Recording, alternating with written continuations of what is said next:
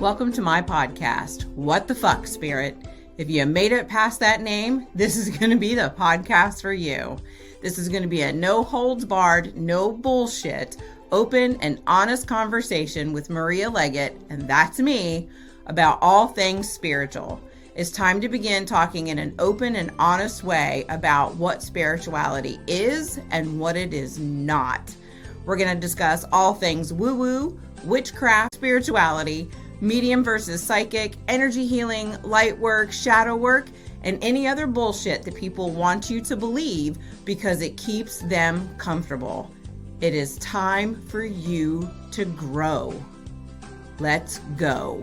Woohoo!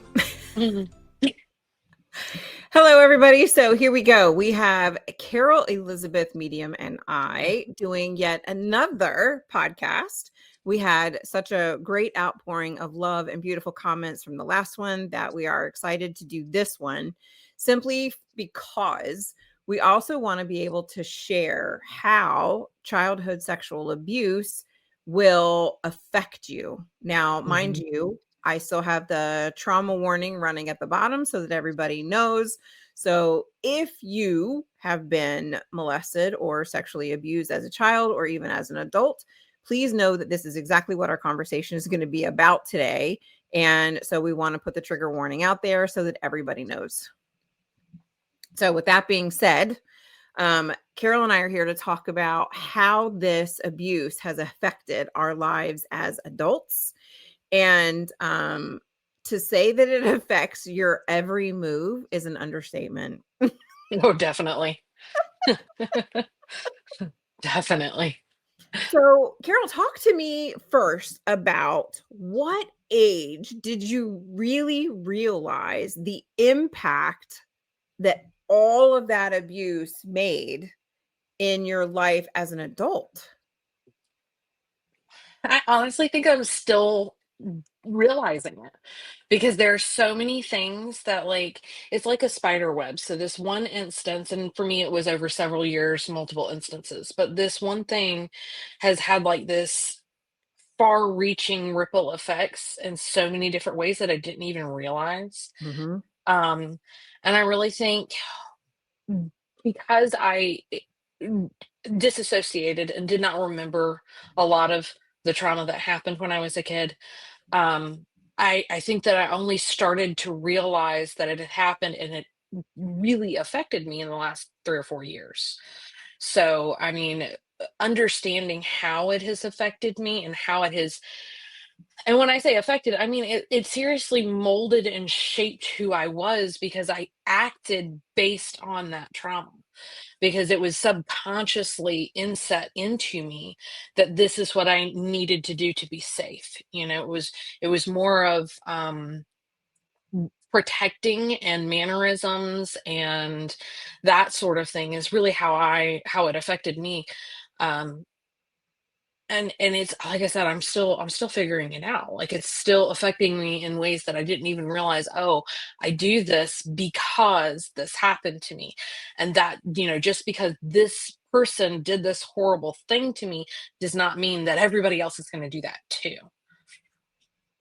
Yeah. And so I agree with you. I was much older when I realized the full impact as well. Mhm. And tell me your thoughts on this because I'm going to make a statement that's true for me. Okay. So I would like feedback from you as well, which is when I finally realized like the one area that I discovered that it was really holding me back and really shifted things, the more I began to realize, oh, it touched this and it touched this and it touched this and it Yes. touched that. Yes. It's almost like Jenga. Like you take the one piece Yeah. out and then you realize you have another piece and then it's another piece. And it just looking back, it's this huge tower that somehow has managed to stay up and you have no idea it's defying the laws of physics and gravity. But it's because of these things that happened that really shaped everything else. And not always in a good way. I mean, there's one way that I have found is that I anticipate being hurt by everyone. Yes. I am expecting the other shoe to drop. I am expecting friends to stop talking to me for no reason. I expect that. Well, that means that I go in with an attitude of defense. Even if it's not defensive anger, it's still defense because I want to protect myself. So Mhm. I looking at every little thing, whether I realize it or not, as well, is she mad at me? I remember this happened with you once. I was like, oh my God, she's so mad at me. She's so mad at me. I have to find out. And then I call you and we get in a call and you're like, uh, no. If I was mad at you, I'd tell you. But for me, it was like I felt like I had to do XYZ to keep myself safe so that my friend wouldn't stop talking to me. Yeah. So I fully agree with you on that. And it's interesting, like every time you and I sit down to record this, right? Because this is actually our third time we've done this. Mhm. Because the first one, for whatever reason, Spirit really screwed with the audio track, and we had to just scrap it all Yeah. together and then do it again in the last one, which was amazing. And I love how it flowed Mhm. so much better than the first one. So I'm glad Spirit scrapped the It first did. one. Yeah. But as we're doing these podcasts and we're talking about this, I'll have like snippets of memories and stuff pop up. Mhm. And I know that some women will tend to go fully within and become like the people pleasers to make everybody around them Mhm. happy. Mhm. And so while I do have some of the people pleaser, my people pleaser only applied to those I cared about, not everybody. Mhm. So I went kind of the other way, which was I'm going to throw myself out there and make it look like I am the most obnoxious, pain in the ass, Mhm. blah, blah, blah, who laughs at everything, makes fun of everything. And I'm going to throw all this out there so that you don't see the crying little 8-year-old inside who just wants to go, I don't want you to touch me like Mhm. that. So I threw this big persona out there, right? Because we talked about in the last one, I was a very compliant kid until the abuse was done when I was 10. And then I turned into this like fuck off person. Mhm. And so if you missed the last one, again, this is where I'm going to throw in the caveat, parents. If you see your children's behavior abruptly change, talk to them. If they will not talk Mhm. to you, find a therapist, get them into therapy with someone so that they can share in a safe place why their behavior changed. Mhm. It may not be sexual abuse. It may be bullying at school. It may be online bullying, which is, all the rage now, apparently. Mhm. And so that's my caveat. Parents, if you are watching your children's behavior change drastically, something is happening. I don't care if Yeah. it's sexual abuse, drugs, bullying, whatever it is, something is happening and you Mhm. need to be involved in your kid's life. Okay, step Mhm. back. So I went completely the other way, totally changed who I was. And I can look back at my behavior now and I'm like, oh, Jesus Christ. Like there's literally a reason why I've never gone to a school reunion. Mm. And I have never gone to one of the reunions, right? I graduated in 1987. That tells you how old I am. And I've never gone to one of them. And it's because I feel like the amount of boys that I would have to, I mean, they're men now, but the amount of men that I would have to apologize to for Mhm. the way that I behaved, because I mean, literally, it was bad. It was so bad. I would be in school and I would think nothing, not even twice, about sticking my hand in a boy's pocket and trying to touch their penis through their pants. Mm. That was normal for me because that was how I was raised, right? You just touch each other's Mhm. privates. It's not that big of a deal. And and how these boys didn't like smack me upside the head, I will never know. Oh God. So if I went to school with you or you know me from when I was in school, please know I'm apologizing from the bottom of my heart. And if I really owe you an apology, reach out because I will do it. Because it was totally inappropriate. And I Yeah. didn't know that at the time, right? So Mhm. when you're in high school and you're looking at these girls who you would call the sluts, the whores, because Mhm. I was pretty much labeled like that too because of my behavior. look at them and think, oh, what happened to you? There's always a reason why these young people behave the way that they do. And we have to start looking at that. Mm-hmm. So how did it, like for me, I went all out. What happened for you? Um, I did exactly what my father wanted me to do and looked for a man to lead me. And then I did everything that I could do to make him happy. And I'm not saying that he was that he's a horrible husband or anything, but I had the opportunity to speak my truth and to say what I want, and to actually have my needs met and to voice my needs. And I didn't take that opportunity. Mhm. And I feel that it was because of the religion and the way that my dad raised me, coupled with the abuse, that made me, it just, everything was scary. No matter where I went, everything was scary. So I felt like I had to keep, if you're a male, I have to keep you happy. I have to do everything that you want to be safe. So for me, even when I had the opportunity and I moved out of my dad's house, I immediately was the people pleaser and the wanting to do better. I mean, I ran restaurants. I was with the company for only like a year and I was a general manager of a restaurant. And I remember we were looking at our profit and loss sheets at the end of the month. And the first month I had a 20% bottom line, which if you're in restaurants at all, that's stellar. That's like the best ever. 10 is really your goal. The next month I had a 17 and I started crying because it wasn't a 20. Everybody else around me had a 2% bottom line, just to put it like in reference. Right. And I was shattered because I did not hit the 20% again. And that was the type of pressure that I put on myself for everything. Like I had to make, I mean, people called me a brown noser and a kiss ass all the time because that was my personality, but it wasn't because that's who I was.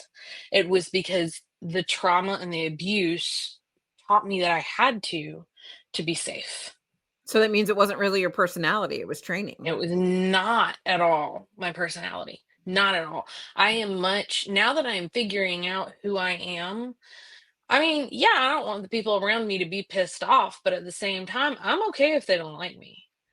But that's not the way that I was as a young adult. As a young adult, if I didn't have their stamp of approval, it just like decimated me. I couldn't deal with it if they didn't like me. I had to have everybody liking me.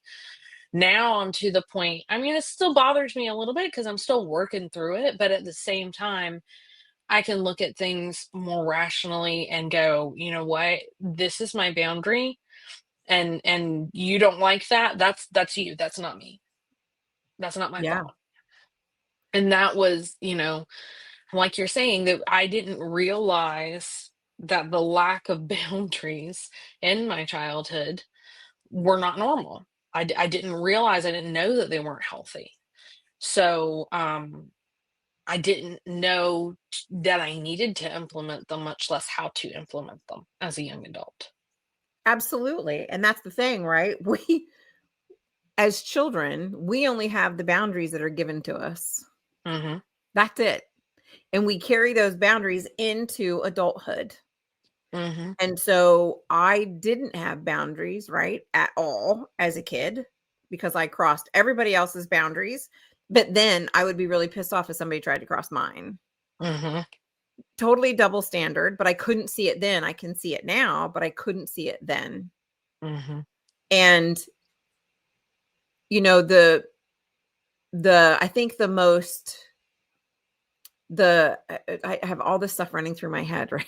I know, right? It's like I'm trying to pinpoint where do I want this to go because Yeah. I don't ever put out an outline. This is how this needs to be. We just riff this shit and Hmm. do it the way that it's supposed to be. Right. So if I had to, here's the question, and I'll answer it too. If you had to pick one way that the abuse affected you the most, which then in turn affected all the people around you, what would Mm. that be? Be Do you want, quiet. do you want me to answer that one first, or do you want to answer? Oh, no, I'm fine. Be Go quiet. ahead. It was Okay. that your emotions don't matter. That you cannot speak up. That it is that was the number one thing, was that you can't tell anybody. You have to be quiet, because it taught me that I can't speak. I can't talk. I can't stand up for myself. Mhm. Like, taking away the ability to say no. Like, that was the biggest thing, because it affected me in every other way. Because with friends, with colleagues, I could not say no, because I couldn't say no to my abuser. Yeah. So it taught me that I can't say no. And even if I tried to say no, it wouldn't matter. Even So if it's somebody's being mean and cruel to you, you can't say no. exactly, because if I say no, they're going to do it anyway. And honestly, that hurts a little bit more, because you're fighting. So Right. don't fight. Don't say no. So And that opens up the door then, right, for women. And I'm going to say women because we know that women are the ones who are sexually abused more often than men. Not that it doesn't happen to men. right. That is not what this is about. I'm addressing what happens to women because we need to be able to share our stories. Well, and this is the perspective that we have.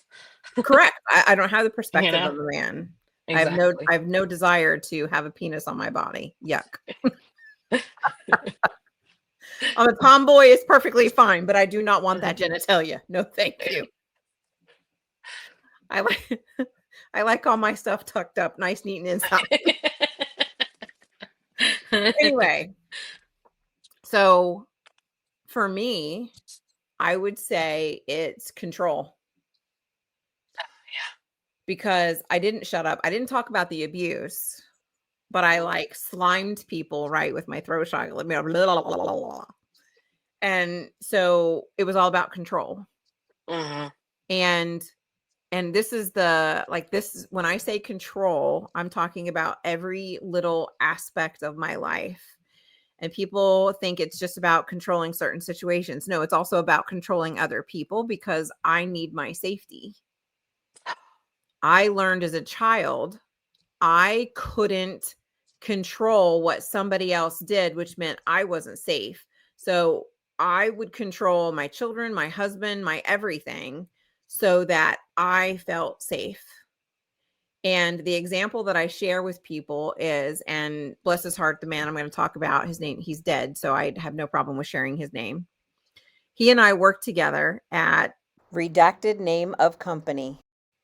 Mhm. And his name was George. And George and I worked together for many, many years. We were very close friends. And George, bless his heart, I said, George, my car is in the shop. Can you take me home? And he goes, yeah, absolutely. Because I only lived like 15 minutes from the office. It was not that big of a deal. He's like, sure, I'll take you home. No problem. So we're in the car and I trusted George, loved George, great guy. We're in the car. And in my mind, there is one path and one path only to go home. And I go to work the same way and I came home from work the same way every day. There was no veering, no changes. Mhm. If there was a detour, I panicked beyond all imagination because this is out of my control. I don't know where I'm going. And Mhm. anxiety was horrible. And so George was taking me home and he goes, oh, Shell, listen, and he's turning to the right where he should have been going straight. And he's making a right-hand turn. He goes, listen, there's this waterfall over here. I really want to show you. Today, I would be like, cool, let's go. Mhm. 20 years ago, I freaked out. No, no, no. I have to get home. You have to go this way. And George just looked at me like eyes wide open, like, Shelly, what the hell? And he goes, okay, I'll just turn around and take you the other way. And then he could see like the panic just resolve and go away Mhm. once he got back on the road where I knew I was going home and I was safe. Mhm. And I can tell you now, 20 years later, in my mind, he was taking me somewhere so he could rape me. Mm. George would never. That was Yeah. not his. He was such a nice man. Yeah. And he would never have done that. But my anxiety, my everything went into, oh my God, this man is taking me off the beaten path. He's going to rape me. I have to work with him. Mhm. I have to look at him, because this is what happened with my DNA family member, right? I have to look at you all the Mhm. time and then not tell anybody what happened to me.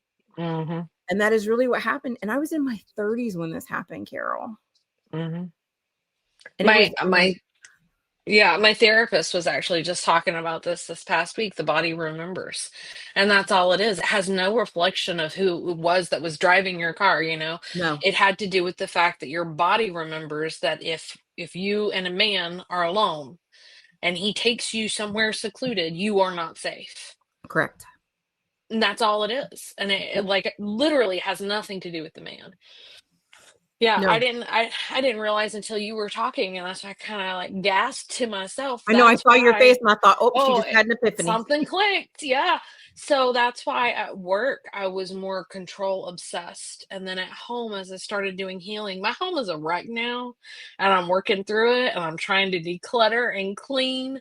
But that is why, like, if you were to ask me 10 years ago and you were to talk to the people that I worked with 10 years ago, they would say Carol is type A.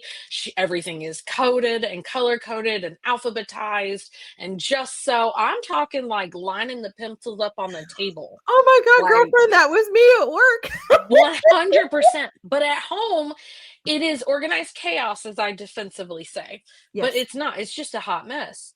But that's because I started to realize, and it wasn't until we're just talking now that I realized that it's because I started to stand up for myself and speak my truth and be me and relax that control. That's why my house has gotten so crazy. Because I've been sitting here trying to figure out for the last year and a half why I can't get my house clean. And it's because I'm not as anxious about the control. Mm-hmm. But then there's also this part of me that doesn't want to go back into those old habits. So that's why I haven't tackled it. And it's like you can have a clean house and not be anal retentive about it. Like it's okay. Absolutely. You know? Absolutely. Absolutely. I Yeah. agree with you completely. You know, when I was growing up, it was always a rule that we had to have our rooms clean, house clean by the time mom came home from work, right? Because my Mhm. brothers would get out of school before me. I'd get out of school around 3:30. I'd be home by 4. Mom would be home by 4:30. So I had an hour and a half to clean my room, do whatever my chores were. The boys had to do their chores, and then we were done. Mhm. And then we would get an allowance. Like I would get a $2 allowance once, every Friday or every other Friday. I can't remember what it was. Because this is the 70s, mind you. Yeah. $2 was a big deal back then. Yeah. And so when I got my own home, I was like, I don't give a fuck if it's clean. Mhm. I don't. And so I became like I would say not even a mild, I would say a very mini hoarder. Mhm. I would buy things. Oh, it was such a deal because I would get such a rush from the deal. And then Mhm. I would never use it, whatever. And then it would just sit around and I would always be like, well, one day, Mhm. one You can't day. get it's good. You can't get rid of it. You might Yes. need it one day. Yeah. Yes. And that's the thing. It was always that one day, right? And some of Uh-huh. that came Uh-huh. from the mindset of my mother, who was raised through the Depression of we don't get rid of things. Mhm. And so that's kind of what I did. Well, what if one day, one day? And then it was, I had memories attached to things. And Mhm. if I let it go, then what am I doing? So I had to control everything. It was Mhm. ridiculous. My husband would throw something out and I would like literally go into a full blown panic meltdown. What are Mhm. you doing? Mhm. And he's like, Christ, what is wrong with you? Mhm. I mean, I am very much the same way, and it's like you're saying, it's because because the things that have good memories attached, we want to remember all of the good things, you know?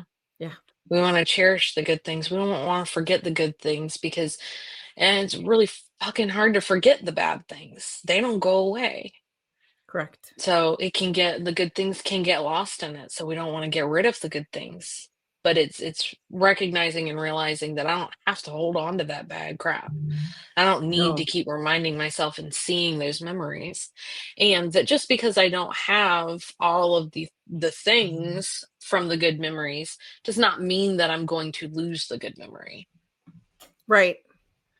So, So how I think you're a little bit different than me in the fact that you came out of high school, found somebody, got married, and stayed married, mhm.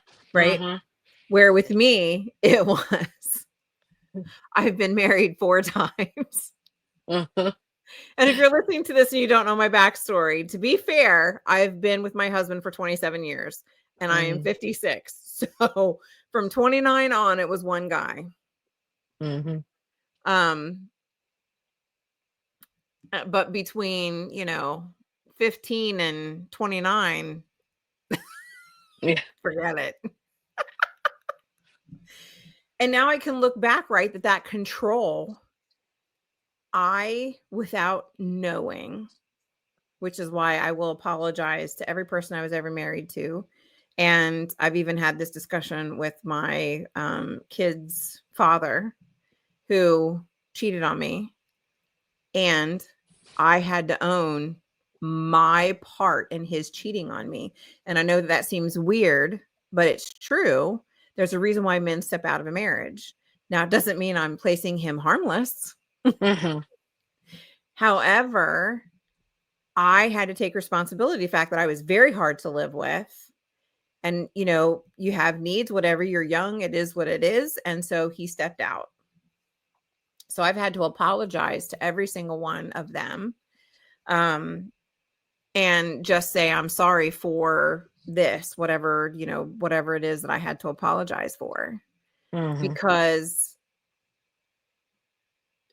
it wasn't their fault that I was that damaged. Mhm. So I punished men for what that perpetrator did to me when I was a kid. Mhm. And I will never forget this. There was one time my husband and I were in an argument, my current husband, mind you. We were in an argument probably 10, 15 years ago. It was long before we moved back to Ohio. We were still in Jersey. And I remember him saying to me, we were screaming, and my husband doesn't scream. He doesn't holler. I'm the screamer. But he, through gritted teeth, looked at me and said, I am not your relative. He used the name, so I knew exactly Right. who he was referring to. And that's when it hit me. Oh my God. Mhm. I have punished all these people because of what happened to me. And so Mhm. this is why, and this, when I remember the first time I heard this statement, it triggered me. How did you participate in your own victimization? Mhm. And that's how, right? Mhm. You see yourself as a victim. You don't see what you're doing, but now you're punishing all these people. Mhm. So now you're the perpetrator. You're the one who has now hurt other people. And that's why that statement, hurt people, exists.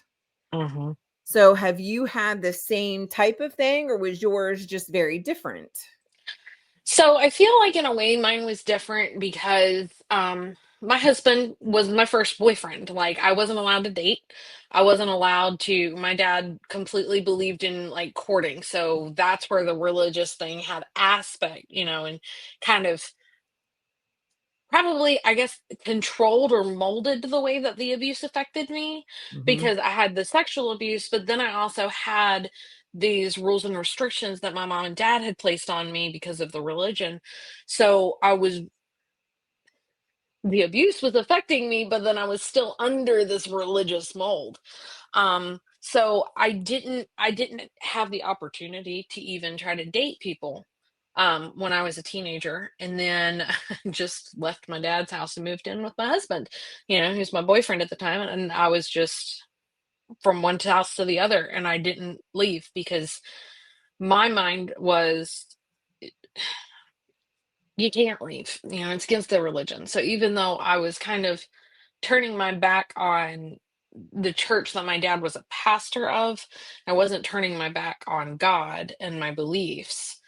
And so in that it didn't cross my mind that that's a possibility. Even when we were dating, it didn't cross my mind that it was a possibility. It was once you picked somebody, that's it forever. Um, but in this relationship with my husband, I have realized and apologized to him for the way that I like, it's hard to even try to describe. In a way, I kind of acted like the teenager that's trying to rebel Mhm. because I didn't have the opportunity at home to act out the way that home was so restrictive that unfortunately, I mean, my husband was safer than my abuser or my dad or, the other people in my life that had abused me. So, kind of took it out on my husband because in a way I knew that he wasn't going to leave me. I knew that he loved me in a way that I hadn't been loved before. So trying to figure out how to use my voice and to say what I want and to figure out what I want, I would blow up and I would like the littlest, smallest thing, and I'm yelling and screaming and stomping, and I never did actually throw things, but I wanted to. I was right there at it. And he put up with a lot of that at the beginning of our relationship, and it was because it was like a pressure cooker, and I hadn't released any of the pressure, and then now here I am where I'm finally starting to feel safe, and so I'm releasing the pressure, and it wasn't in a good way. So I feel like the abuse really affected the way that I took out that anger and the hurt and the frustration, and like I was extremely sensitive and defensive anytime that he would say something similar to my abuser or touch me the way that my abuser did, or anything like that. And it was all subconscious still. Like I didn't even Mhm. recognize that I had been abused at that point. So I didn't even know why I was reacting like this. Yeah. I just knew that I didn't like it. And so I'd flip out on him. So I Yes. really feel like that had a big impact on our early relationship and not in a good way because he couldn't talk to me calmly because I couldn't be calm. Um, because I had reached a limit and I couldn't do it anymore. That makes complete sense because, Mhm. as you're talking about all of that, I'm thinking about all the times that same type of situation happened with me and my husband, Mhm. and I tell him now that I am beyond grateful that he was able to put up with me through all of this. So he's watched like all of these iterations of myself change over the years to Mhm. become the person that I am today. And it's so, I don't know, it's so weird to me having these conversations being, 10 years down this healing journey. Cause I didn't start this journey healing until I was in my mid 40s. Did I do therapy when I was younger? Yes. All it did was take the edge off. That was it. Mm. It took the edge off. Because you're like, I didn't throw anything. And I'm sitting there thinking, well, shit, do you know how many cordless phones I lost in 1 year?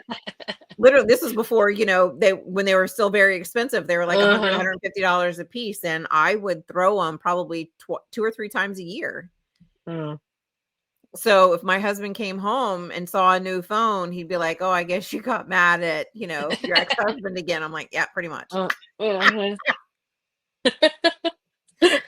So I would love to say that I didn't throw things, but I definitely did. I threw the cell phone all the time when I was mad, smacked it up against the wall. Um, I punched a wall after having an argument with the kid's dad one time and broke my hand. Mm. That was an interesting experience going into the ER with a big, nasty, I mean, it was horrible looking. And I walk in there like, "Oh my God, how did you do this?" And I said, "I punched the wall and there happened to be a 2x4 in the way." Oh gosh. So it's not like it went right through plasma, right? I popped a Uh, 2x4. oh, Yeah, lots of built up rage. yeah. Lots of built up rage and no place safe to release it. Mhm. Mhm. No place Well, safe to and release that's it. the thing because even if you're, say that you were abused by someone who was not a DNA related family member, it still is hard to talk to your family about it. Mm-hmm. It's hard to talk to anybody about it, especially being a kid. So, I mean, it makes home not feel safe, you know? Yeah. And it makes everything difficult to process and understand. Yes. I was, and this is going to sound so weird, but I'm going to say it this way anyway. I'm sure you'll understand it. For me, I was grateful that it happened at my grandparents' house. It never happened in my Mm, house. mhm. So I just hated going to my grandparents' house, Yeah. where my house was safe for a while until later on, but that's a whole nother podcast, which I'll probably never even do. But I can't imagine how it was for you having that happen, right? In a Mhm. place where you were supposed to be safe. Yeah. I mean, looking back, I cannot think of a single place that I went to as a child that I do not have some. Oop, nope. There was a Christian camp that I went to, and I was never hurt there. I have one place in my memory that I'm thinking back, trying to think of all the different places that I went and the different people that hurt me or molested me. There's one place in my entire childhood until I hit 15, and then I had a second place that does not have a memory attached to it that was extremely traumatic. So That two makes sense. places. And it also makes sense is that's why I always went to those places every chance that I possibly could. Yeah, because there's Right. safety there. Yeah. Yeah. So, last question for this episode, because I mean, there's so much more. So, I just know. we were talking beforehand. I'm thinking we're going to have to do another one because Yeah. the next one I want to talk about how all of this affected our mediumship because it Mm, absolutely did affect. definitely. It affected mediumship. It affected how we connected to spirit. Could we connect? Hmm. I mean, the whole spiel, Oh right? yeah, definitely. So, my last question is: Mhm.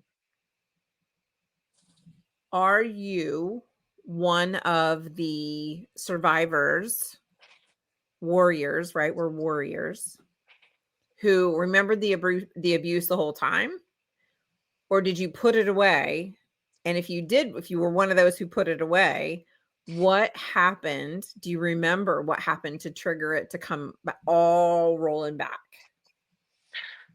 Definitely I put it away. There were two memories that I have that were ambiguous enough that I still remembered. And it was the very first time that I was sexually abused by my DNA relative. But I was so naive at that time because here I am, I'm not quite three, you know? Right. And it was innocuous enough that I didn't realize that it was sexual abuse.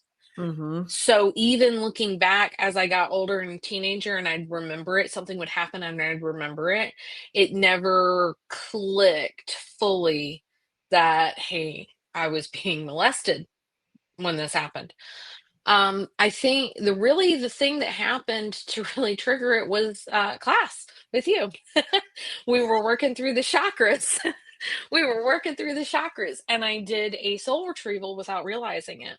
And it was a soul Oh, I retrieval remember that. related to your root chakra and being safe.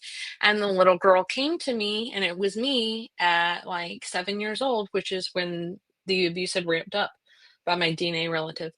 And she just was, I'll never forget it because I mean, I'm literally in this meditation and I see her as if she is in a corporeal body in front of me and she's just bawling her eyes out and said, "Can you please help me?" And I was like, "Of course." And so I hugged her, and that was the soul retrieval. But with that, it was like I started having a lot of dreams. And these dreams I like to read smut books. I read a lot of different types of books. Me too. So it was these characters that were not, they weren't even in the same books, but it was these different fictional characters. And they were doing things that later I was like, I was in another class with you, and I'm like, wait a second, hold on. These two characters that are not even in the same, they're not even in the same world. Like one is a historical character and one's a different character from different books. So in these dreams, there's this Two relatives. man, and yeah, these two relatives, this man and this young girl, and he molests her. Is that really me? Is that me in that dream? Oh yeah. And that's where it clicked of, and that was where, had I not had the safe space and the guides, I don't know that I would have had the emotional bandwidth to even entertain that may have actually happened.